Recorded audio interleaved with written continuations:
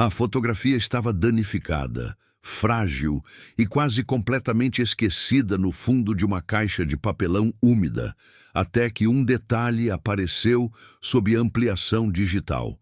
Março de 2019. Instituto Histórico e Geográfico de Campinas, interior de São Paulo. A restauradora de imagens históricas, Beatriz Lemos, havia sido contratada para digitalizar e recuperar um lote de fotografias do século XIX, doadas por uma família tradicional da região.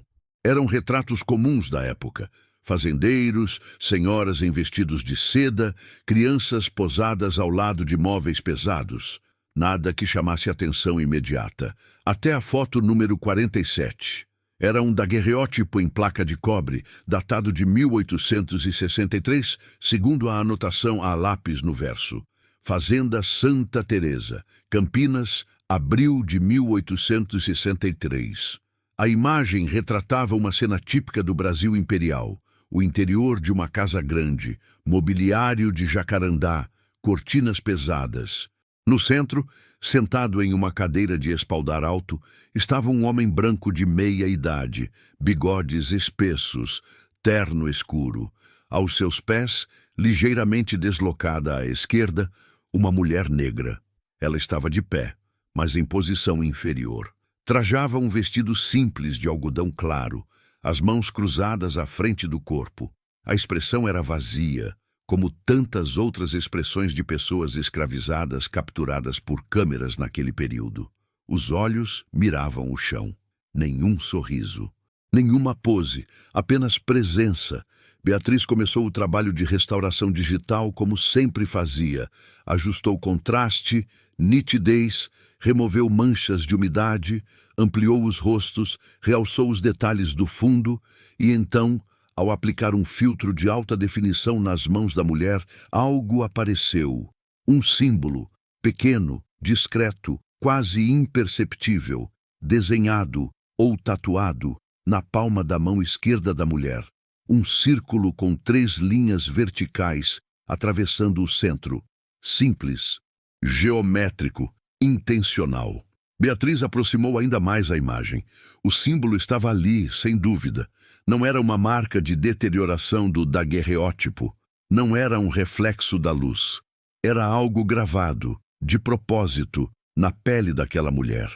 Ela imprimiu a ampliação e foi até o gabinete do diretor do Instituto, e Dr. de Marcelo Viana, historiador especializado em escravidão no Brasil. Ele observou a imagem em silêncio. Ergueu os óculos, aproximou o rosto do papel. "Isso é extremamente raro", murmurou. "O que é?" perguntou Beatriz. "Um símbolo de resistência, ou de identidade, ou ambos." Marcelo explicou que alguns grupos de pessoas escravizadas, principalmente aquelas vindas de regiões específicas da África ou nascidas no Brasil sob sistemas de plantation muito rígidos, desenvolveram formas secretas de comunicação, marcas corporais, códigos visuais, linguagens ocultas, mas registros fotográficos desses símbolos eram raríssimos. A maioria dos senhores de escravos não permitia que pessoas escravizadas fossem fotografadas de forma que pudessem preservar qualquer tipo de identidade própria. E quando eram fotografadas, as imagens serviam como demonstração de poder, propriedade, controle. Mas aquele símbolo estava ali, visível apenas sob ampliação, como se tivesse sido escondido da câmera, mas não apagado da história. "Precisamos descobrir quem era essa mulher", disse Marcelo, ainda fixando a imagem.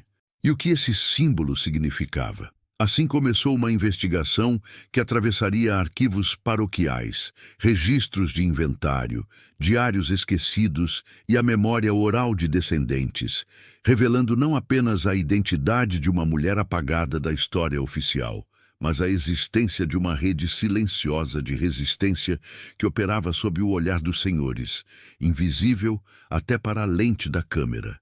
Para entender o que aquele símbolo representava, era preciso reconstruir o Brasil de 1863, um país ainda profundamente dependente do trabalho escravizado, sustentado por uma estrutura jurídica, religiosa e social que transformava seres humanos em mercadorias.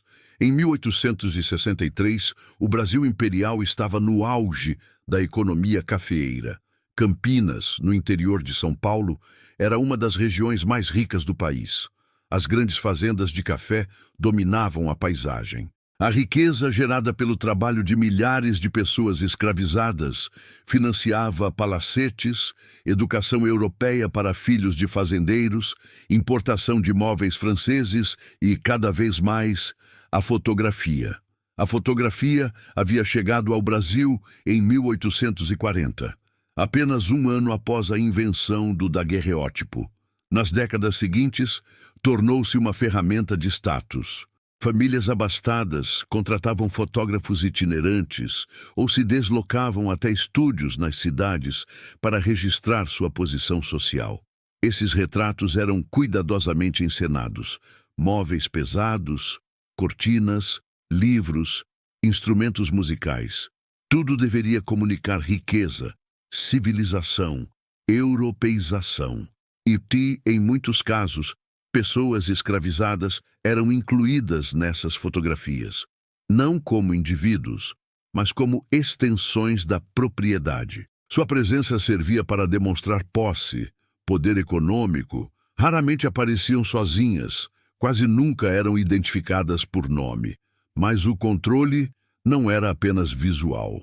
No Brasil de 1863, a escravidão era regulamentada por um conjunto de leis que negavam humanidade jurídica às pessoas escravizadas. Elas não podiam testemunhar em juízo contra brancos, não podiam possuir bens, não tinham direito à mobilidade. O casamento entre pessoas escravizadas dependia da autorização do senhor. A separação de famílias era prática comum. Crianças eram vendidas longe de suas mães. Homens eram transferidos para outras fazendas sem aviso. A Igreja Católica, instituição dominante, oferecia algum espaço simbólico de humanidade. Batismo, casamento sacramental, sepultura em solo sagrado, mas estava profundamente integrada ao sistema escravista. Padres possuíam escravizados. Ordens religiosas administravam fazendas. A catequese servia, muitas vezes, como ferramenta de submissão. Ainda assim, dentro desse sistema de controle absoluto, havia resistência. Historiadores documentaram formas diversas de resistência escrava no Brasil do século XIX, fugas individuais e coletivas, formação de quilombos, sabotagem de ferramentas, incêndios, envenenamentos, suicídios, revoltas organizadas como a Revolta dos Malês na Bahia.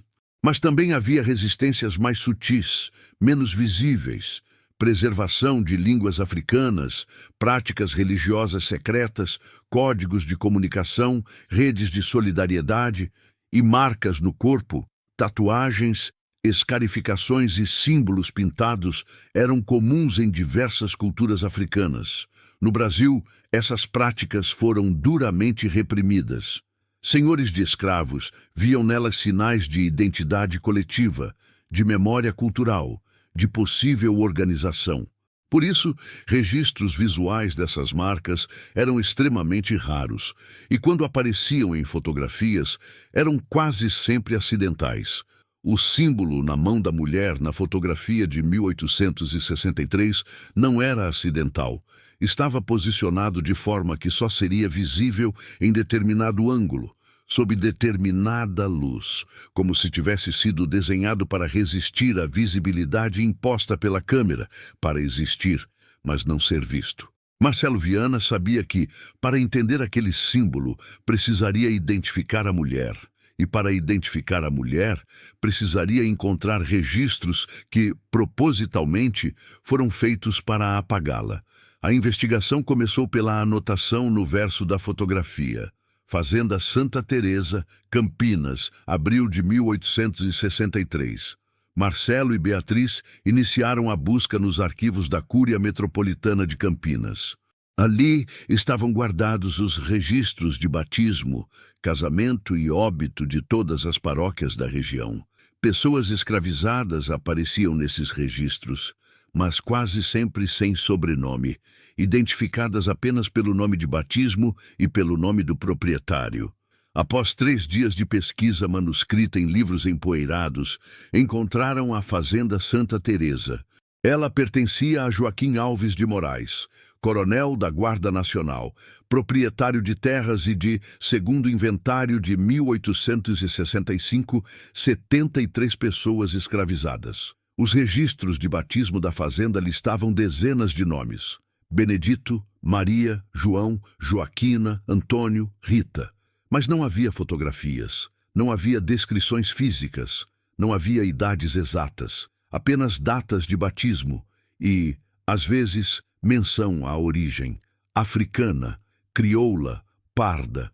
Beatriz sugeriu ampliar a busca. Ela contatou o Arquivo Público do Estado de São Paulo e solicitou acesso aos inventários post-mortem da família Alves de Moraes.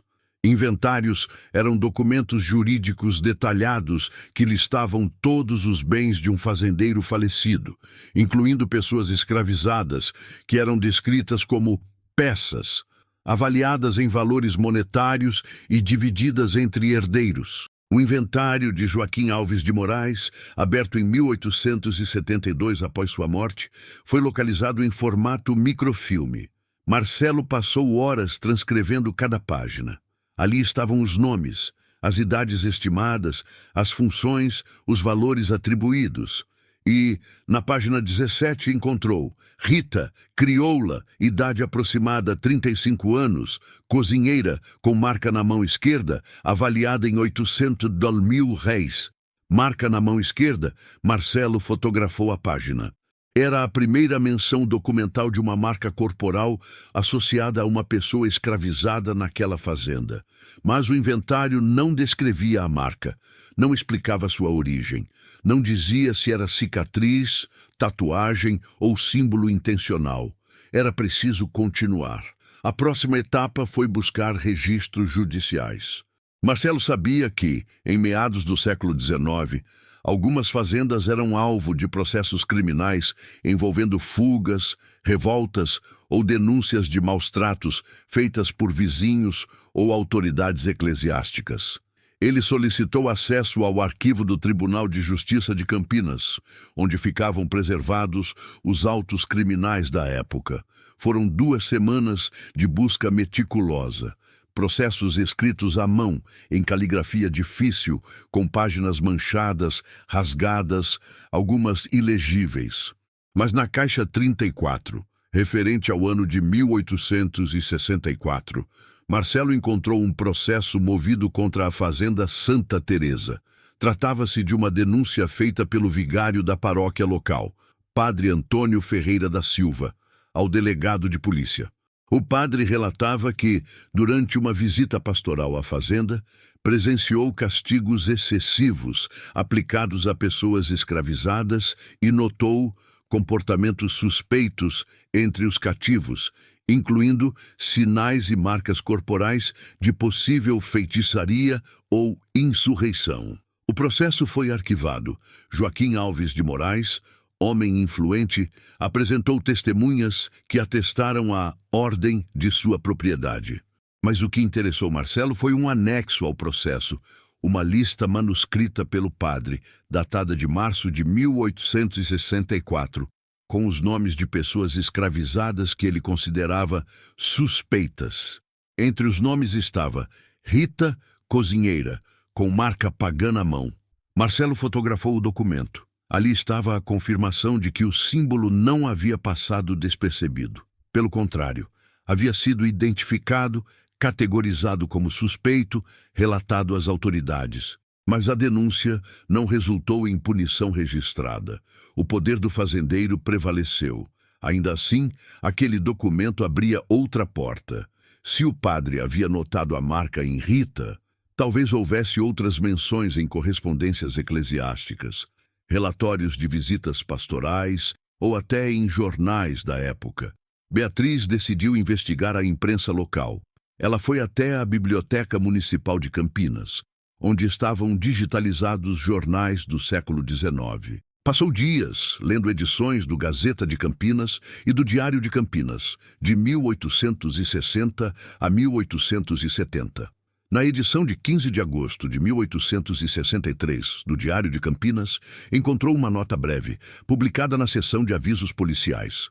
Atenção aos senhores de escravos. Autoridades alertam para a presença de sinais corporais em cativos, possivelmente relacionados a práticas de origem africana que visam organização e fuga.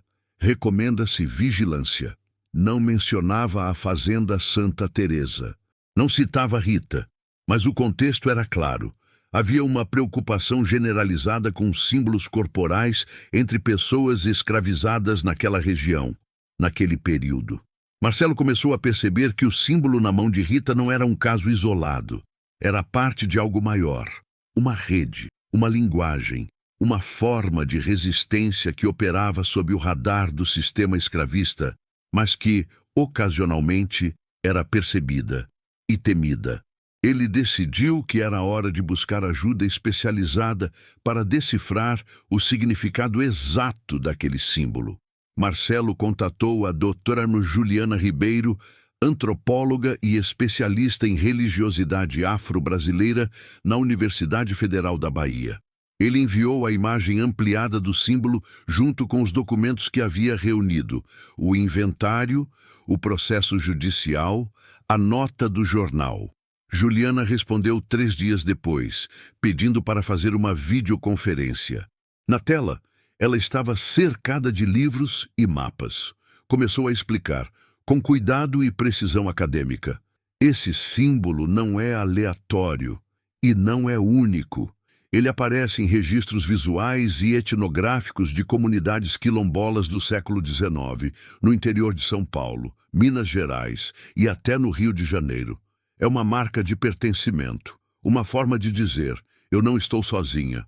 Ela mostrou imagens de outros símbolos semelhantes, coletados por antropólogos no início do século XX em comunidades remanescentes de quilombos. Alguns tinham 3 linhas, outros 4. Alguns incluíam círculos, outros espirais. Mas todos compartilhavam uma estrutura básica, linhas verticais representando pilares, e uma forma circular ou fechada representando proteção. As 3 linhas verticais, continuou Juliana, têm um significado específico em várias culturas da África Ocidental e Central, de onde vieram muitos dos africanos escravizados no Brasil. Elas representam 3 pilares fundamentais: família, memória e liberdade. O círculo ao redor é proteção. É a ideia de que, enquanto esses 3 pilares estiverem preservados, a pessoa não pode ser completamente destruída pelo cativeiro. Marcelo perguntou, mas como esses símbolos eram transmitidos? Como Rita teria aprendido isso? Juliana explicou que, nas fazendas, especialmente aquelas com grande concentração de pessoas escravizadas, havia figuras conhecidas como guardiãs da memória. Geralmente eram mulheres mais velhas, muitas vezes africanas, que preservavam conhecimentos culturais, práticas religiosas, cantos, histórias e símbolos. Elas ensinavam de forma secreta, durante a noite, ou em momentos de trabalho coletivo, como na cozinha, na lavagem de roupa, na colheita. Essas mulheres eram fundamentais para a sobrevivência psicológica e cultural dos grupos escravizados, disse Juliana. Elas mantinham viva a noção de que, antes do cativeiro, havia identidade, havia língua, havia dignidade. E esses símbolos eram formas de comunicar isso sem palavras, sem documentos, sem nada que os senhores pudessem confiscar. Marcelo mencionou o trecho do processo judicial em que o padre classificava a marca como pagã. Juliana assentiu. A Igreja Católica via essas práticas como ameaçadoras. Não apenas porque eram não cristãs, mas porque representavam uma forma de organização que escapava ao controle clerical e senhorial. Um símbolo como esse podia identificar quem fazia parte de uma rede de solidariedade, quem podia ser confiável, quem compartilhava a mesma visão de resistência. Ela pausou e então disse algo que surpreendeu Marcelo. Há um detalhe importante. Esse símbolo específico, 3 linhas e um círculo, aparece também em registros de uma comunidade quilombola chamada Quilombo do Pai Felipe, que existiu entre 1850 e 1870 nas matas entre Campinas e Mogi-mirim. O quilombo foi destruído em 1871, mas há relatos de que muitos de seus membros haviam sido, originalmente, pessoas escravizadas em fazendas da região. É possível que Rita tivesse alguma conexão com esse quilombo. Não necessariamente que ela tenha fugido, mas que conhecesse alguém que tinha ligação com ele. Essas redes eram mais complexas e interligadas do que imaginamos. Marcelo anotou tudo. A investigação agora não era mais apenas sobre Rita. Era sobre uma rede clandestina de resistência que operava sob a superfície da sociedade escravista de Campinas no século XIX. Ele decidiu buscar mais informações sobre o quilombo do Pai Felipe e, se possível, sobre a mulher que havia ensinado o símbolo a Rita. Beatriz conseguiu localizar, através de um contato na Universidade Estadual de Campinas, o diário pessoal de Maria Leopoldina Alves de Moraes, filha de Joaquim, que viveu na fazenda Santa Teresa entre 1860 e 1868. O diário, preservado por uma bisneta em Campinas, nunca havia sido estudado academicamente. Era um caderno de capa dura, com páginas amareladas, escrito em tinta desbotada. Marcelo recebeu uma cópia digitalizada. Leu cada entrada com atenção. A maior parte era trivial. Descrições do cotidiano, festas religiosas, visitas de parentes. Mas em uma entrada datada de 12 de junho de 1863, Maria Leopoldina escreveu: "Papai mandou fotografar toda a família hoje. Chamou o senhor Militão para fazer o retrato na sala grande. Rita estava na cozinha e ele disse que ela devia aparecer ao lado dele para mostrar a ordem da casa. Ela não quis. Ficou parada como estátua. Depois, quando o senhor Militão foi embora, ouvi papai discutindo com ela. Ele viu algo na mão dela e ficou furioso, mas não bateu. Apenas disse que ela nunca mais apareceria em fotografia." Marcelo releu o trecho várias vezes. Ali estava. Confirmação de que a mulher na fotografia era Rita. Confirmação de que o símbolo havia sido visto pelo senhor. Confirmação de que houve uma reação. Mas havia outra entrada, datada de 2 de setembro de 1862, que Marcelo quase havia ignorado.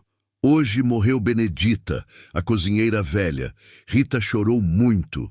Papai disse que Benedita era problemática, mas nunca explicou por quê. Rita ficou com as panelas e as rezas de Benedita. Mamãe não gostou." Marcelo parou. Benedita, a cozinheira velha, a mulher que Rita havia herdado as rezas. Ele voltou aos registros de óbito da Cúria Metropolitana. Encontrou Benedita, africana, nação Mina, falecida em 2 de setembro de 1862, idade aproximada 60 anos, sepultada no Cemitério dos Pretos, Fazenda Santa Teresa. Nação Mina, africana, 60 anos. Benedita era a guardiã da memória. Era ela quem havia ensinado o símbolo a Rita. Agora, Marcelo tinha a origem. Tinha o significado, tinha a rede, mas faltava a parte mais importante. O que havia acontecido com Rita depois de 1863? Como ela havia vivido? Como havia morrido? E sua história havia sido lembrada? A resposta viria de uma fonte inesperada: a memória oral de uma descendente. Após a publicação de um artigo preliminar no boletim do Instituto Histórico de Campinas, Marcelo recebeu um e-mail inesperado. Era de uma mulher chamada Aparecida dos Santos, 71 anos, moradora do bairro rural de Sousas, em Campinas. Ela dizia ser bisneta de Rita. Marcelo agendou uma visita. Beatriz o acompanhou. A casa de Dona Aparecida era simples, de alvenaria, cercada por um quintal com galinhas e pés de jabuticaba. Ela os recebeu na varanda, sentada em uma cadeira de balanço, com um envelope de papel pardo nas mãos. Minha avó sempre contava que a bisavó dela, Rita, tinha sido escrava na fazenda Santa Teresa. Começou Aparecidas com voz calma. Ela dizia que Rita nunca falava muito sobre aquele tempo, mas contou uma coisa para o meu avô, que contou para minha mãe, que contou para mim. Aparecida abriu o envelope. Dentro havia uma folha de papel ao maço, escrita à mão, em letra trêmula. Era uma transcrição feita por sua mãe, nos anos 1970, de um relato oral que a própria Rita havia dado, já idosa, no final do século XIX. Marcelo pediu autorização para ler em voz alta. Aparecida concordou. O texto dizia: quando eu era menina, ainda na fazenda, tinha uma mulher mais velha chamada Benedita. Ela era da nação Mina, sabia rezas, sabia segredos. Ela juntava as mulheres da senzala de noite, quando os senhores dormiam, e ensinava pra gente como se proteger. Não era macumba, não era feitiço, era lembrança. Ela dizia que enquanto a gente lembrasse de onde vinha, ninguém podia arrancar a nossa alma. Ela ensinou o símbolo, 3 linhas, um círculo, família, memória, liberdade. A gente desenhava na mão com carvão ou barro, às vezes com espinho e tinta de genipapo. Era o nosso jeito de dizer: eu sei quem eu sou. O senhor viu o meu símbolo na fotografia. Ficou bravo. Disse que eu tinha desobedecido, mas eu não tinha. Eu só tinha lembrado. Marcelo terminou de ler. Houve silêncio. Aparecida continuou. Rita foi vendida em 1867. Foi para uma fazenda em Limeira. Lá, conseguiu comprar a alforria com o dinheiro que juntou trabalhando como quitandeira. Casou com um homem livre, também negro, chamado João dos Santos. Tiveram 5 filhos. Minha avó foi a segunda. Rita morreu em 1908.